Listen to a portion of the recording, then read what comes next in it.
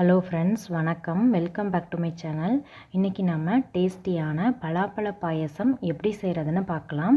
இந்த பாயசம் செய்கிறதுக்கு நான் ஒரு 10 பலாப்பழம் எடுத்துகிட்டு அதை இந்த மாதிரி சின்ன சின்னதாக கட் பண்ணி எடுத்து வச்சுருக்கேன்.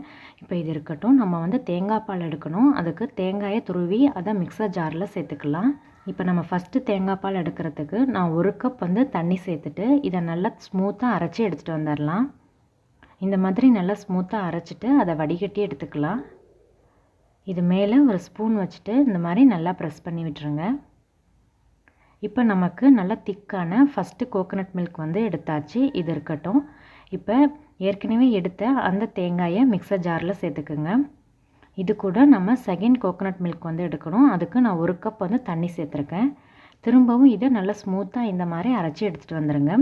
இப்போ இதை வடிகட்டி எடுத்துக்கலாம். இது மேலே ஒரு ஸ்பூன் வச்சுட்டு இந்த மாதிரி நல்லா ப்ரெஸ் பண்ணிவிட்டு நீங்கள் தின் கோகோனட் மில்க்கு எடுத்துக்கோங்க. இது செகண்ட் எடுத்த தேங்காய் பால், இதுவும் இருக்கட்டும். இப்போ நம்ம ஃபஸ்ட்டு தேங்காய் பாலும் எடுத்துட்டோம், செகண்ட் தேங்காய் பாலும் எடுத்துட்டோம். இப்போ பாயசம் செய்கிறதுக்கு நம்ம ஒரு பேனில் 1 கப் தண்ணி சேர்த்துக்கலாம். அது கூட நம்ம கட் பண்ணி வச்சுருக்க அந்த பலாப்பழத்தை ஆட் பண்ணிக்கலாம். இப்போ இதை நல்லா மிக்ஸ் பண்ணி விட்டுட்டு இந்த பலாப்பழம் நல்லா சாஃப்டாக குக் ஆகணும். மீடியம் ஹீட்டில் வச்சுட்டு ஒரு 6லேருந்து 7 நிமிஷம் இதை குக் பண்ணிக்கிங்க. இது நல்லா சாஃப்டாகி கொஞ்சம் திக்காகி நல்லா வாசமாக இருக்கும். அது வரைக்கும் நம்ம மீடியம் ஹீட்டில் வச்சு இடையில கலந்து விட்டு குக் பண்ணிக்கலாம்.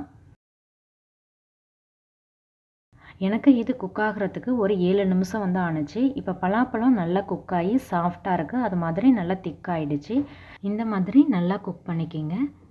இப்போ இதில் நம்ம வெல்லத்தை கரைச்சி வடிகட்டி ஆட் பண்ணிக்கலாம். நான் ஒரு 1/2 கப் வெள்ளை கரைசல் ஆட் பண்ணியிருக்கேன். பலாப்பழத்தோட ஸ்வீட்டுக்கு ஏற்ற மாதிரி நம்ம வெல்லத்தை கரைச்சி வடிகட்டிட்டு சேர்த்துக்கலாம். இதை நல்லா கலந்து விட்டுட்டு திரும்பவும் இதை ஒரு 6லேருந்து 7 நிமிஷம் நம்ம மீடியம் ஹீட்டில் வச்சுட்டு குக் பண்ணிக்கலாம். இது நல்லா கம்பைன் ஆகி கொஞ்சம் திக்காகும். அது வரைக்கும் நாம் இடையில கலந்து விட்டு குக் பண்ணிக்கலாம். இப்போ ஒரு 7 நிமிஷம் ஆயிடுச்சு. எல்லாம் நல்லா கம்பைன் ஆகி கொஞ்சம் திக்காகிடுச்சு. இப்போ ஃப்ளேமை குறைச்சி லோ டு மீடியம் ஹீட்டில் வச்சுட்டு நம்ம செகண்டாக எடுத்த அந்த தேங்காய் பாலை ஆட் பண்ணிக்கலாம். நான் ஒரு 1/2 கப் ஆட் பண்ணியிருக்கேன். இப்போ நல்லா கலந்து விட்டுறலாம். இப்போ ரெண்டாவது எடுத்த அந்த தேங்காய் பால் சேர்த்துட்டு நம்ம ஒரு 3 நிமிஷம் இதை மீடியம் ஹீட்டில் வச்சுட்டு குக் பண்ணிக்கலாம். இது கொஞ்சம் திக்காகணும். இப்போ இதில் ஒரு 1/4 டீஸ்பூன் ஏலக்காய் தூளும் ஆட் பண்ணிக்கலாம். நல்லா கலந்து விட்டுறலாம். இது கொஞ்சம் திக்காகி வரணும். அதனால் ஒரு 3 நிமிஷம் நம்ம மீடியம் ஹீட்டில் வச்சுட்டு குக் பண்ணிக்கலாம்.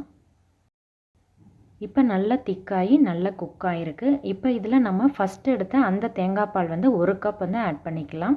இப்போ ஃப்ளேமை குறைச்சி லோ ஹீட்டில் வச்சிடலாம். நம்ம ஃபஸ்ட்டு எடுத்த அந்த திக் தேங்காய் பால் ஆட் பண்ணிவிட்டு நீங்கள் ரொம்ப நேரம் குக் பண்ணக்கூடாது. 1 நிமிஷம் குறைவான தீயில் குக் பண்ணிவிட்டு கலந்து விட்டுட்டு ஃப்ளேமை ஆஃப் பண்ணிவிட்டு இறக்கிடணும். இப்போ இதை ஃப்ளேமை ஆஃப் பண்ணிவிட்டு இறக்கி வச்சிடலாம். இப்போ ஒரு பேனில் 1 டேபிள் ஸ்பூனுக்கு நெய் சேர்த்து ஹீட் பண்ணிக்கலாம். அதில் கொஞ்சமாக முந்திரியும் திராட்சையும் ஆட் பண்ணிவிட்டு இதை குறைவான தீயில் வச்சுட்டு பொன்னிறமாகிற வரைக்கும் இதை ஃப்ரை பண்ணிக்கலாம். இப்போ இதை நம்ம பாயசத்தோடு ஆட் பண்ணிவிட்டு நல்லா கலந்து விட்டுறலாம். இந்த பாயசம் ஆறுனது திக்காகும். அதனால் இந்த கன்சிஸ்டன்சியே கரெக்டாக இருக்கும். இப்போ டேஸ்டியான ஒரு பலாப்பழ பாயசம் ரெடி ஆகிடுச்சு. இந்த வீடியோ பிடிச்சிருந்தா லைக் பண்ணி ஷேர் பண்ணிவிட்டு சப்ஸ்கிரைப் பண்ணி பெல் ஐக்கானை கிளிக் பண்ணி ஆளுங்கிற ஆப்ஷனை கிளிக் பண்ணி வச்சுக்கோங்க. தேங்க்யூ ஸோ மச் ஃபார் வாட்சிங்.